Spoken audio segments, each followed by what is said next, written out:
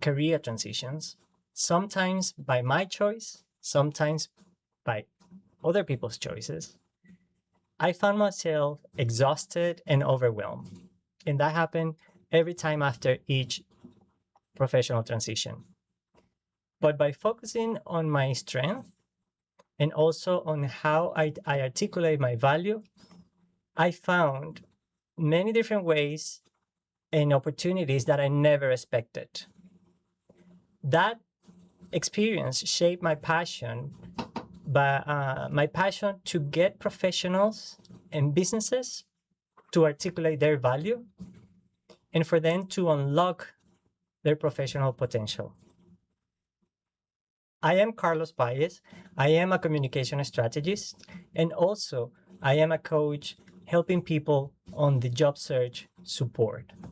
And today, I welcome you to the Communications Office podcast, where we break the script to build your voice. Through the Communications Office and the Miami Job Search Support Group, I guide people and businesses to build their voice and also for them to articulate their value with the right strategies and with confidence, and more importantly, with clarity. And we are today starting a new podcast series, which will do that for professionals using a framework of 4 pillars and using a narrative that will help you with insights and tips that is going to allow you to face a transition or when a crisis hit. As we move forward, we are going to be using that framework, which is 4 pillars. Number 1 is the always ready stage, which is going to be talking about the things you need to know before a transition hits. Also, we're going to be looking at the well-being stage, which are all the things that you need to do mentally and physically to achieve your well-being during a transition. Third, job search strategies, which is a very important topic, especially when you are doing a professional transition. And this will allow you to find and land your next role. The 4th pillar, and not because the 4th is less important, it had to do with learning and adaptation. And we are going to be talking about the opportunities of learning that will allow you to adapt to the changes of the current job market at the moment. And to do that, we are having 2 guests, 2 friends, and 2 experts at their craft. We have Camilo Sandoval, and we also have Dennis. Welcome, guys. Thank you for joining me today. Thank you, Carlos. Happy to be here. Happy to be here as well. I'm glad. So, as I mentioned, we're going to have this conversation, but before we jump into the conversation, I want the audience to know more about you guys. So, Camilo, we are friends, we were colleagues, we work together in the QSI industry. And I know you are an operator and also you create strategies to improve the guest care experience. And you have done that for major brands globally like Subway, Popeyes, and also RBI, right? But that gives you a background working with over, I don't know, maybe thousands of restaurants and locations. So you have an expertise, and at the same time, you have done transitions between companies. So tell us a little bit more about you and reach and allow us to get to know you better. Yeah, sure. No, again, thank you for having us here, Carlos. Happy to share a little bit about myself. I think you did a great job starting with that, with my quick background. But yeah, I'm a professional in the operations sector, most recently in the QSR industry. As you said, we work together in one of the main QSR companies in the country, in the world.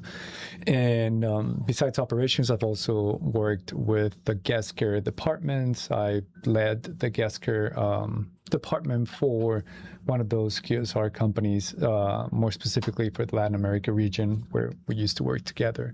So Yeah, that's me in a nutshell. I love sports. I like to travel in my free time. That's a little bit more like, giving you a picture of who I am as a person. I have a son. He's 5 years old, so keep him busy with that as well. And yeah, And just happy to discuss.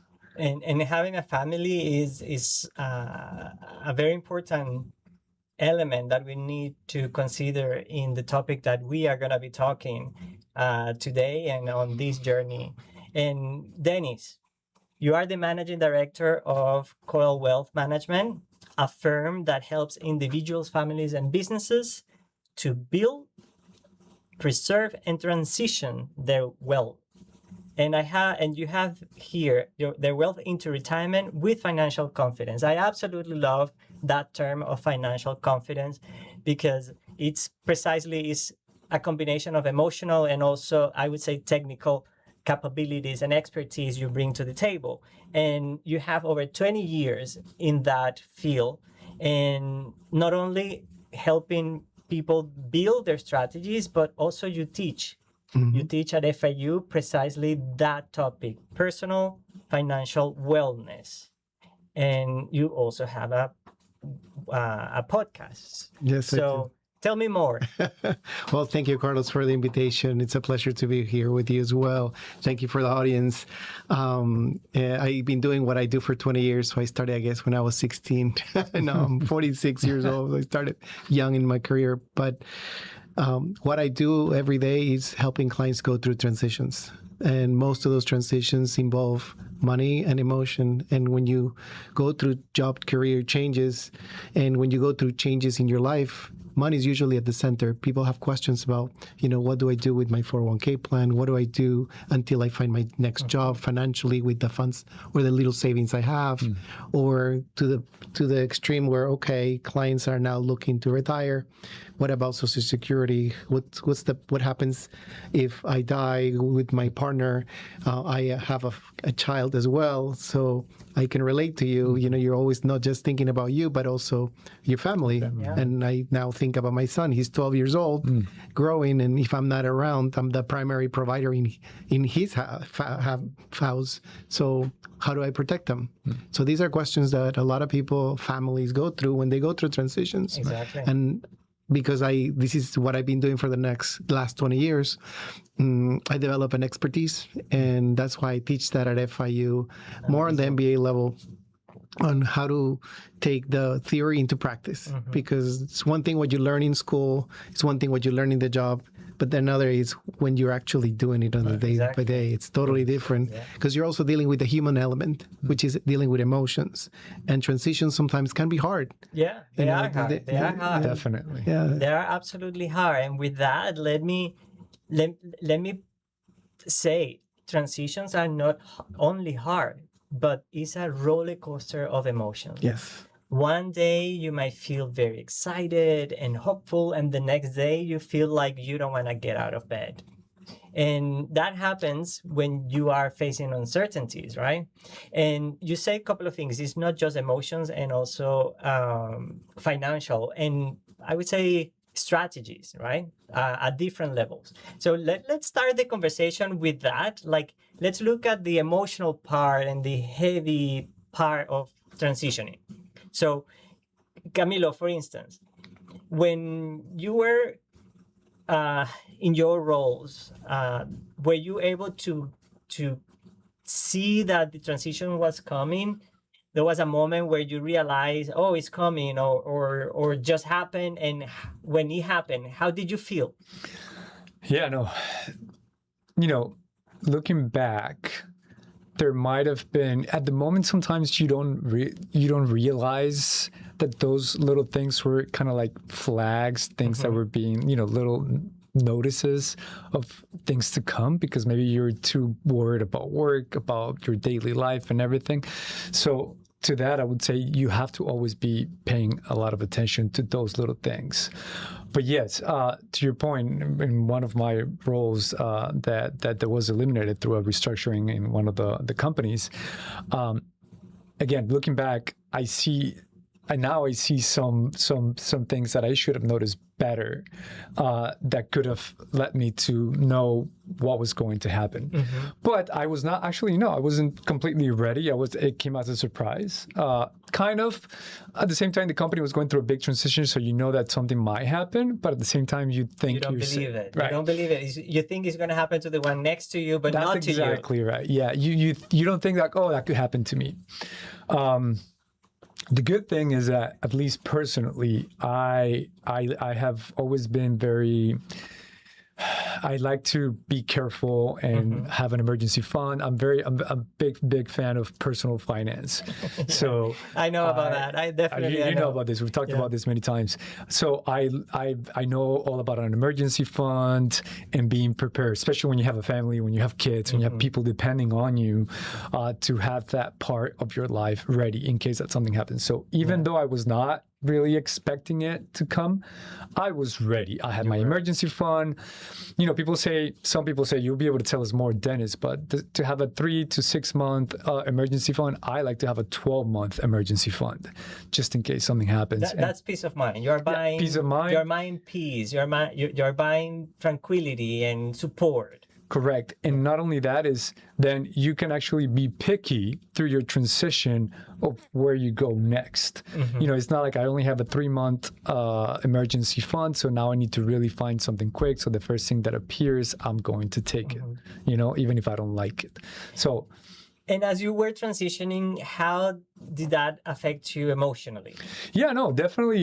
It's always a blow. You know, you feel it physically too. It's like, you know, you feel like maybe you're not wanted, but that's not, you know, it's not the right frame of mind to have, because as you know, especially in corporate America and the big companies, all these restructurings and layoffs are happening, as you know, even right now they're happening a lot. So, but at the same time, again, yes, you do feel it. It's disappointing, makes you sad, and like you said before, there are days that you're just gonna want to be in bed and not do anything, and then other days you do feel hopeful. So, you know, I would say it's just let those first days of disappointment, you know, take their course and settle, and then things will look brighter, you know, a few days later. And then the most important thing for me that worked the best was obviously knowing that I had my emergency fund, my plan ready for something like that, if something like that were to happen, but also to create a routine again, right? Yeah. Because if you just go like, oh, I don't have a job and I'm just not going to do anything. No, you need to have a structure.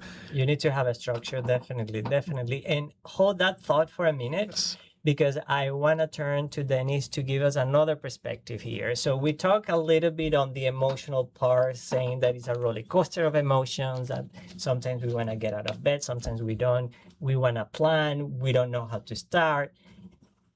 But we also see signals. Yes. Right? So tell me about those signals. What, from the financial point of view, what are those signals that we need to be paying attention to? Thank you for the question.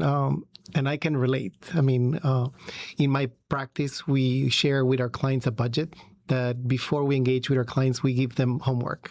And we give them a deadline of when we need the homework done by. And the budget basically helps people understand what are their expenses, what are their income. Especially is helpful when you go through transitions. You want to know your numbers, because knowing your numbers gives you a little bit of security and peace of mind. And typically in my office, we recommend 3 months of monthly expenses to 6 months, depending on your expenses and your life circumstances, to have it available in a money market or liquid fund that's available. Right. I think 12 months is a little bit of the extreme, but I can respect that. You know, some people feel comfortable having $100,000 in the bank. Some people feel comfortable having 20,000, but the rule of thumb is 3 to 6 months. And I'm glad you brought this up as to the little shot in the ego, because this is what I go through every day. So just before coming to this meeting, I was speaking with a client that his plan was to retire next year. Well, in our conversation today, he said, you know, the company that I'm working with is restructuring, and it's likely that they're going to let me go maybe in 2 months. So that changes his whole perspective. And he's not willing to start back again to work because his plan was to retire. So it helped him to talk about it. It helped him to just let it out. because usually sometimes we get to internalize things and get in our own world. But it helped him to have the conversation with his wealth manager to say, it's okay if you retire in 6 months before our schedule. Right. We were preparing the last 2 years for this moment. So 6 months earlier, 3 months earlier, it's not going to change things. Right. So it is okay. Yeah. But knowing that you had your budget, knowing that you have things in place, helps you sleep better at night. Oh yeah. And then having the saving emergency fund is key. I mean, it's really important. 100%. And I'm happy to share that with your audience. That would be I'm happy to perfect. send it to you. It's easy. It's a format in Excel. It completes in one page. It prints in one page. It does the calculations for you too. Amazing. So I'm happy to share it with you guys. So you can. That's amazing, because I found something like that online for some people that I follow in personal finance, that they give one of those Excel samples for you to have your budget, write down your expenses, and have a plan to okay, I need 6 months of this, right? But there is a difference when you find it online and you get it from someone who actually knows about it and is able to guide you through it. And sometimes we feel like, oh, we're not going to reach out because now I don't have a job, therefore I don't have an income, so I cannot pay for that. But sometimes, believe it or not, even if you have to invest a little bit on financial advices or any type of a strategy, that will save you money later on. The thing is, we get a little bit afraid. Correct. Afraid. And Dennis, you did mention two words that are striking in my head and they keep coming back. One, you say preparation, which is investing on the preparation. It will allow you to have that peace of mind and sleep at night. That's something that you just say. And the other word that you used right now was restructures.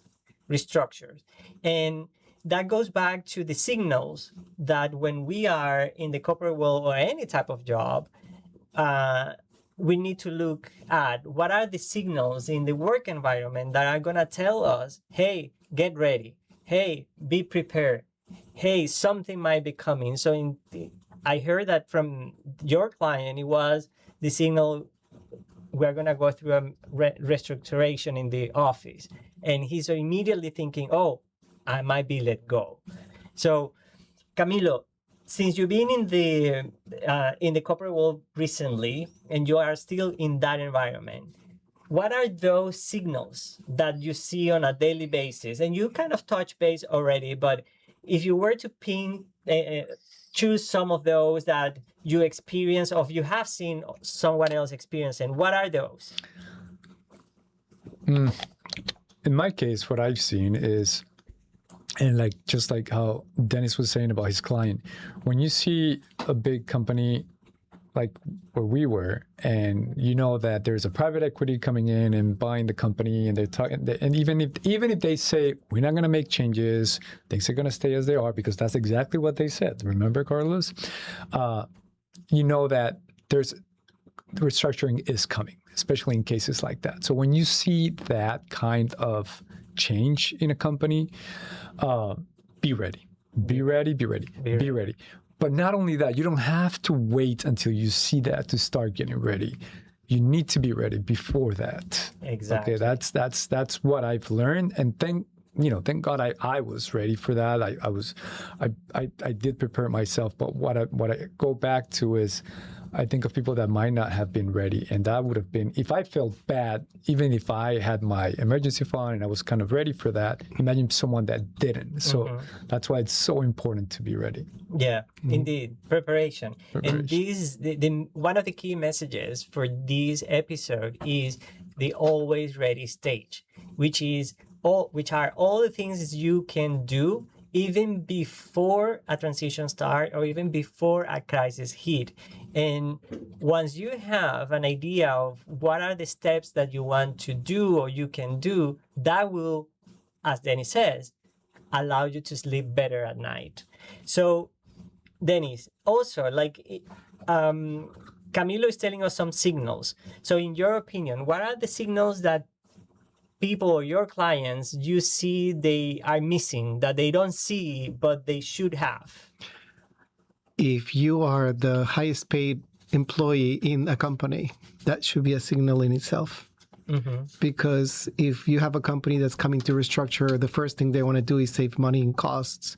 And an individual that has a high salary, it's overhead. It's a big expense for a company. So if you're the CEO, if you're the VP, if you're the managing director, and a company comes in to take over, you're the biggest cost saving that the company can do by eliminating your position. So that would be, to me, a cue. And speaking of that, I'm helping a doctor transition. He's a CEO of a small health company provider in Miami Beach, and he's the highest paid employee, and he has been for the last 15 years. And he's already starting to see the signals that there's a lot of consolidation in his industry, and that is going to happen. And naturally, he's not thinking that. He thinks, okay, they're going to need me because I'm the boss. They need me to make any transitions because without me, they're not going to be able to do it. It's quite the opposite. It's quite the opposite, yeah. They actually, if they're going to take over, they're going to bring their own processes, procedures, their own people. And chances are, and I actually had that conversation kind of like how we're having it, you're the first person that they're going to let go because they can bring somebody that's younger, more hungry, and that will work for twice the amount, many hours with maybe a third of what they're paying you. And that kind of click. So those are like risk factors, right? Risk factors. And the moment we start getting educated about those risk factors, the more empowered we are, actually. And I also would say when you are the highest paid, yes, you are at risk, but also other people are also at risk. And they probably need someone that goes in a different direction. They need a new set of skills. And when you see that type of changes and consolidations, you said the word consolidation, when you start seeing those, that's the moment that I have to be honest. At that moment, you are supposed to be already ready. Yes. So you don't wait for those moments to start getting ready. At that moment, it's when you start activating your plan. But you already have a plan and you already have a support system. Don't you agree? I agree 1,000%. I mean, for example, in this case, this person is also planning to retire, but we have another client that can use this as an opportunity. You grew a company, you're getting paid as much as you can. There's no other place to go up other than taking over from the boss or the CEO, but you know you're not going to have the position, then maybe it's an opportunity for you to start looking for other opportunities elsewhere. Yeah. You're at the peak of your career. You still may have 10 more years to work. Use that to your strength. Yeah. You know, when it comes to negotiate for a new salary package, for a new contract, that can be something that you could definitely take advantage of. You know, leave before things go south. Yeah. Yes, definitely. You know, something that I've heard many times is like, oh, but I don't know how to do it. Oh, but having an emergency fund or a plan is too hard. It's too difficult. For some people, it could be difficult. And with that in mind, if you were to think of how to start, 1 and 2 steps, not even 3, 1 and 2, what would be your recommendation? Or what are your thoughts about that? Besides the emergency saving fund, is to also look at your soft skills, building your skills, because we're living in a new world. Technology is here, the AI is here, and it's here to stay. So it's a great opportunity for you to refresh the skills that you have, upgrade them if it's necessary for the next opportunity that you have. And those will be the 2 things that I can share. And maybe if I can even add a third, look at benefits as a whole. You know, sometimes when people are looking for opportunities in their next career, they're only looking and focused on their salary. Right. And the salary doesn't really show the big picture, because maybe where you are, you're getting more in benefits when you add your salary, any bonuses. Maybe you receive stocks. Maybe you receive healthcare is paid, or maybe you get a phone. So you have to add all that in the equation, and Yes. we have clients that receive RSUs, stock restricted, and when you negotiate that in their next career or the next job opportunity, that has to be part of the equation because you're going to leave that on the table the moment you're not working. Yeah. So these are things that we try to coach our clients to guide them for that next transition. Look at the benefits as a whole, not just focus on the salary of what you get paid, because there may be other things behind. Yeah, indeed. It's interesting, and the other, I would say, cool part of all this is like you can create the plan that works for you. There are some basics that you need to cover, but you have the flexibility as well to figure out what is the strategy, what is the platform that you can create for yourself, and all these things that you're mentioning. The more you do, the more robust. And I would say, like, I see it as an investment. I see it like you are investing today in the piece for tomorrow, kind of thing. And with that in mind, Camilo, from your point of view, what are some of the first steps, either on the emotional, practical skills that you would recommend a friend or someone who is transitioning to focus on to begin with? Yeah, like I mentioned before, and I think it's very important, so that's why I want to say it again, is to create a new routine, create a new, have structure in your life. Let's say you go through some kind of layoff or you lose your job, whatever happens. Find a way to create a new routine in your life, be it going to the gym, going to play a sport, seeing your family, spending a certain amount of hours of the day, the same hours, to apply to new jobs or to go to networking events. Create a routine in your life that will help you put order and just feel healthy. We are humans, so we are animals of habit. So we need to have those routines, and that will help a lot. And another thing that I would say is, I don't know how much of this you guys agree with, but it's something I like to call ABI, which is always be interviewing. Meaning, don't wait to be laid off. Don't wait to lose your job. Don't wait to be burnt out in your job or want to quit or whatever to start interviewing and applying. I would say even if you're happy in your job, start looking at roles casually, roles where you would like to go next. Maybe it's a company. Maybe it's, maybe you now are a senior manager and you want to go to director level, or you're a director, you want to go to senior director. Start applying to those particular jobs that you are attracted to, that they appeal to you, and always be interviewing. If a recruiter reaches, say that again. Always be interviewing. Yes, that's a great approach. Yeah, if a recruiter reaches out on LinkedIn, you know how it happens, and they say, "Hey, we would like to talk to you about this role," even if you're not really looking and you're sure that you're not going to leave your company at that moment, take the call and talk to them.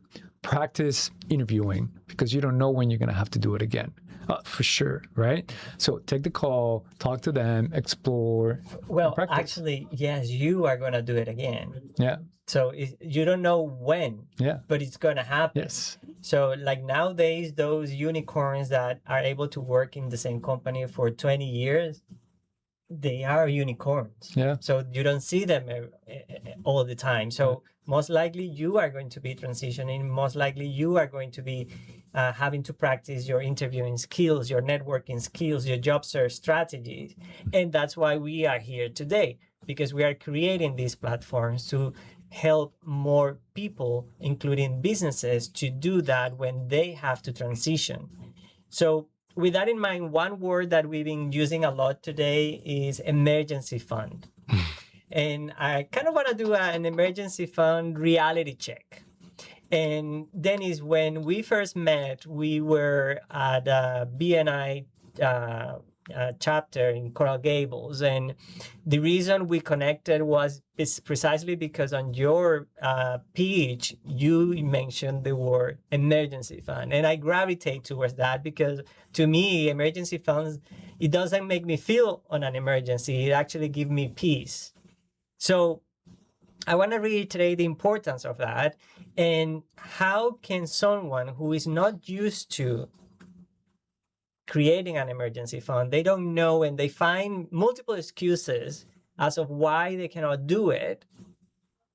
what is going to be their first step? I have a very close friend that started to do her own thing. And she was selling, she was a car broker. You know, she used to work for a car dealership, and then she built enough contacts that she said, I could do this on my own. And when you sell cars, you know, it's a commission base. Your income can go up or down. But she was built enough of a network that she felt comfortable. But then the month happened that she went on her own. The first month she did okay. The second month, she didn't have any funds to cover her rent. Oh, wow. So that was a lesson that people sometimes have to go through experiences that are stressful enough that make them realize, not everybody, of course, that it is important to have a saving emergency fund that should equal 3 months of my expenses, especially if I transition into a career that I don't know where my revenue will be, if it's a sales job especially. Yeah. And now that she's doing it, that she went through that experience, now she has 3 months of savings. Amazing. So she knows that, and just to give you perspective, because you mentioned you wanted to add it, if you spend $5,000 a month, okay, once you do your budget and you say, okay, it's $5,000 that it cost me to live in South Florida, then you need to have $15,000. If you spend $10,000, you should have at a bare minimum $30,000. And that's just to give your audience a perspective of how much money you should have in your saving emergency fund. Once you have that, then it's easier. I'm not saying that it's going to be difficult, but it's going to be easier to go through your next transition. Exactly. And it'll be just much better. And then if I may add to that, would you share? Go ahead. I believe that your net worth is also your network, who you know. When I went through the transition of doing my MBA, I had the opportunity to work at Truist, which used to be then SunTrust, and that led me to open my own practice. But I didn't get a call from a recruiter. It was just who I knew that reached out to me for that position, and it was an excellent career opportunity for me right out of my MBA. So I would say to your audience, you know, to continue to hone in who you know, the people that you went to school with, the people that you did your MBA, the people that you did your bachelor's, the people that even your coworkers, to just stay in touch with them, you know, because they may open up the doors for your next career opportunity. But if you don't stay in touch with them, then you lose the opportunity to potentially that helped me interview and have the opportunity for the next career that led me to open Core Wealth Management. But maybe your audience can benefit from building those networks. Yeah. And they already may know, like you both know each other from your past careers. Maybe you have other mutual connections, that other people that can help you. Yeah. Yeah, and there are many different opportunities for networking. For example, one of the things that we created, or I created early this year, was the Miami Job Search Support Group, which is a platform, a community-based, free community-based gathering where professionals come together to support each other. So we have a learning moment where people get to know the strategies. And I will welcome you to that group, because the information you hold, and also Camilo as well, that you guys know, is beneficial to the people that are there, and people that is probably wanting to be there, but they haven't found us. So you're going to see also where to find us on the screen. We have a website. And this framework, and let me go back to the group. So the group allows you to learn those strategies, also provides you the networking platform that you can come in and say, hey, this is what I do, this is who I am, and I'm looking for this type of help and connections. And yes, I'm 100% with you that keeping your network active every single day, even if it's just a text message, that will, again, is an investment for the future. Yeah, if you want to see it that way. But if you want to see it today, you're keeping in touch with your friends, right? And building your network. So it's a great reminder, Dennis, and I thank you for that. And in your view, Camilo, what would be some of those steps that you want to reiterate for people to think about? More specifically, kind of like, you mean to transition? Yes. Or to get ready for a transition. Yeah, you want to add something more? Yeah, no, I think the most important thing is and I want to say it again, is to always be ready for change, because change is the one thing that never stops.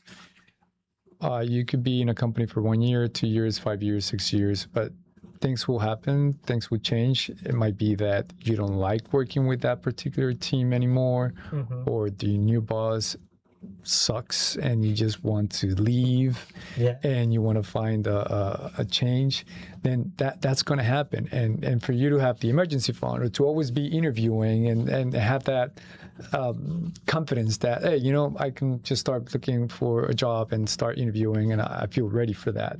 So it's just always being ready for change to come. I think that's the most important thing in my mind. Indeed, getting ready to change, it means all the preparation and all the support system that you build. In order for you to do that, we have a framework of these 4 pillars. And these, as I mentioned earlier today, this podcast is designed to help you create that framework, or learn more about the framework, to create your own plan and a roadmap that will allow you to face these transitions, hopefully before they come. And as we are going to be learning more on identifying those signals that we were talking and you guys share from experience. And I'm sure we all, when we hear these things, we say, well, it's going to happen to the person next to me. But guess what? It could happen to you. And the moment you get ready, you will have the opportunity to navigate it better. At the same time, and for those that are transitioning today and were not ready, also, I have a message for you. If you are not ready, don't lose hope. Why? Because there are also resources locally here in the Miami area that could help you have access to resources that will allow you to navigate the situation. There are resources that it can help you pay rent. There are resources that could help you get the training you need to elevate your skills. So we are going to be talking about that in the next episodes, also with local organizations that are specializing on that and creating a platform for those that were not ready. And even if you are ready, sometimes you need those resources, and those resources are also available. And one of those resources we have him here is Dennis. So Dennis, as we wrap up today, how can people contact you? How can you be they can get to you, and how can you help them? And how, Sure. So for any of your audience who's watching these podcasts, if you would like to have a complimentary review on where you are financially, we're more than happy to schedule a 30-minute financial strategy session at no charge or obligation. You can find me at www.coralwm.com. Again, www.coralwm.com. And we're more than happy to provide you a consultation as you make these transitions. Happy to share with you on our budget spreadsheet that we use. So we're more than happy to provide that support at no charge or obligation. So you have another tool for us to help you. Thank you, Dennis. Thank you, Dennis. And Camilo, if people want to contact you, if they know your expertise, they want to say, oh, I want that operation guy, or I want to know how he did his own plan, because it was very organic. It was, yes, you use techniques and you've got people, but also you have done, and I know this firsthand, that you have done an amazing work on preparing for transitions and navigating them and all that. So how can people contact you? Best way to reach me is LinkedIn. We'll put the link here in the description of the video, so you can have that directly. But yeah, LinkedIn will be the best way to connect professionally and start a conversation. Always happy to increase my network and meet more people in the industry or other industries where we can complement each other.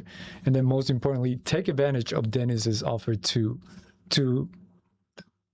study your finances and see where you are. Because again, for me, the best thing was to be ready for that transition, even though I didn't know it was coming right at that moment. So do that. Don't wait till something happens to start thinking about your emergency fund or what you need to do.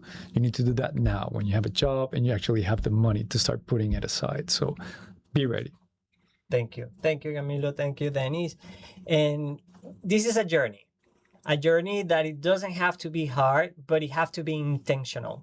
So the more you invest today into it, even if it's just little, it will allow you to navigate not just a professional transition, any other transition. This framework will work for you, and you have available that framework through the Miami Job Search Support Group. Also, I provide coaching in terms of communications and how do you articulate your value and those strategies that can help you achieve success. So those are resources that are also available. So with that, please stay tuned. We are going to be talking about the other pillars of this framework in the weeks to come. And we would love to hear from you as well. If there are questions, if you want to know more about a particular topic in this arena, reach out to us. The information is online for you, and you have the different ways of communicating with us, and we are going to for sure attend to your request. So with that, again, Dennis, Camilo, thank you so much. This is the beginning of an amazing journey, and we hope that we're going to be able to reach out the community of Miami and beyond to empower more people so they can create value and communicate in amazing ways and align their best opportunities to succeed. So again, thank you so much. Thank you, Thank you. Carlos. Thank you very Thank much. you.